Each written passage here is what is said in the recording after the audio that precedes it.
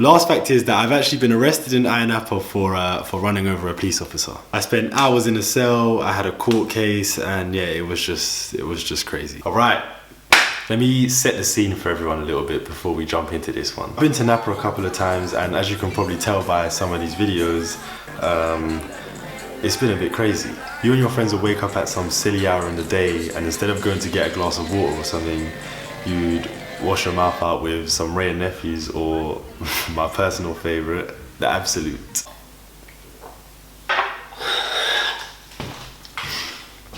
Kind of like that. Literally just drink and turn up day and night. You don't have any time to rest. Anyway, picture is painted. Let's get to the night where this all happened. So I was in my hotel room with my friends, and we were just about starting to pre-drink. We get a call from some of our friends who live quite far from the strip where all the clubs are, and I've got a quad bike and they don't, so it would be quicker if we just went to pick them up and then went to the club. So as you can probably tell by this video, these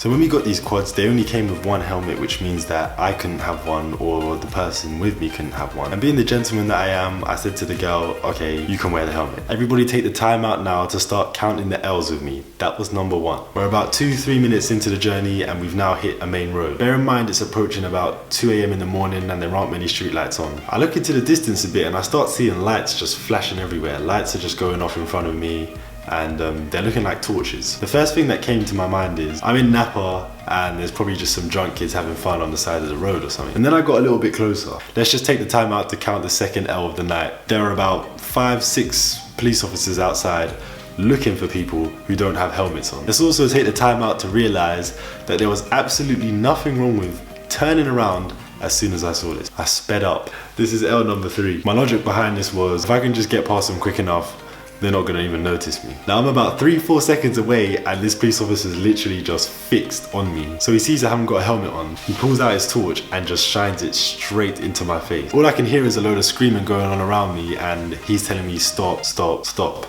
Now I'm gonna tell you exactly what it felt like to me, and I'm gonna tell you what actually happened. All I done was I closed my eyes, I went for it, and I just hoped for the best, thinking I'll come out the other end and everything will be okay. And that is exactly what it felt like. When I opened my eyes, the torches were gone out of my face, I could see the end of the road, and I thought everything was okay. And it was almost like a voice spoke to me and said, just have a look behind you. I kid you not, there is a police officer just flat on the floor. Now I'm still driving, but I've got a good 2-3 second look at him, and he's just not moved the whole time. At this point I'm panicking, so I've taken a left. I'm thinking I might just stay at home tonight and just lay low until tomorrow. So I've just taken a left, and luckily it's the left that's towards my hotel. Ladies and gentlemen, please get your fingers out, because here comes the next L. I am next to my hotel. From out of absolutely nowhere, 2 police cars just pull up, one cutting me off from in front and the other cutting me off from behind. And from the front seat, this big Cypriot police officer just steps out in front of me. First thing I noticed about this police officer was his boots. If someone's wearing boots like this, then they're just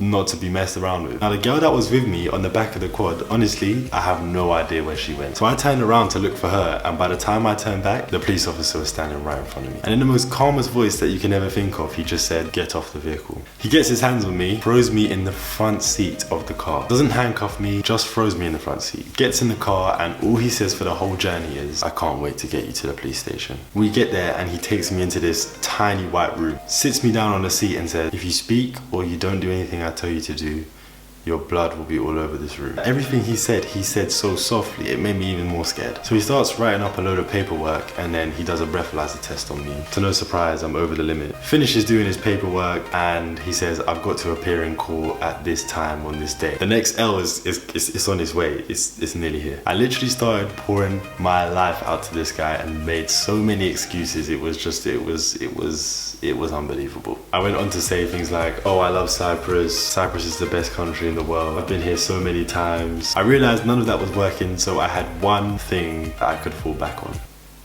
money. Every single euro I had in my pocket, I gave to him. From that moment on, he treated me like a best mate. He went outside, bought me water, he brought me bread and cheese, he told me everything's gonna be okay. Everything seemed great to me. So by the time we had got over that phase, I asked him, will I still have to go to court? And he said, I may or may not get a fine, but because I've paid him, I probably won't. Little did I know that was the next L. He gave me a lift from the police station back to the strip and made sure I found my friends. That's how nice he was being to me. So I went out, I had a great time. I met one of my favorite singers in the whole world, Angel, on that very same night. And funny enough, him and his friends happened to be behind me while I ran over the police officer, so they knew who I was. I get to court the next day at 8 in the morning, and this place is literally a floor they've rented out in a building. This thing didn't look legit from the moment I stepped in. Anyway, it was my turn to go in, and I was feeling quite confident because of the supposedly genius move that I pulled with the police officer the day before. I pleaded guilty,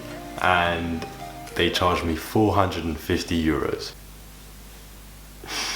L. They said I couldn't leave the building until I had paid that money. So I literally begged an officer to walk me outside across the road to a cash point so that I could draw the money and give it to him. So I've gone downstairs, I've withdrawn all the money that I've had left for the last 3-4 days that I would have been there, and I've given it to them. As soon as the money went from my hand into theirs, they wrote me a little note to get my vehicle back and kicked me out. Now bear in mind that the court is not in Napa. The court is in Larnaca, which is quite a far way out. So after bringing me to the court, taking my money, they kicked me out and said, find your own way home. If you guys want to find out how I got home, then we'll have a talk in the comments, or just tweet me, snap me, anything. But that is how I ran over a police officer in Napa. I hope you guys enjoyed that little story. It does go into a lot more detail, but I realized this video would literally be 15 to 20 minutes long if I explain the whole story. If you do want to find out extra little bits that I've missed out, then please follow me on all social media below, and we can have a talk about it whenever you want to. And yeah guys, I will see you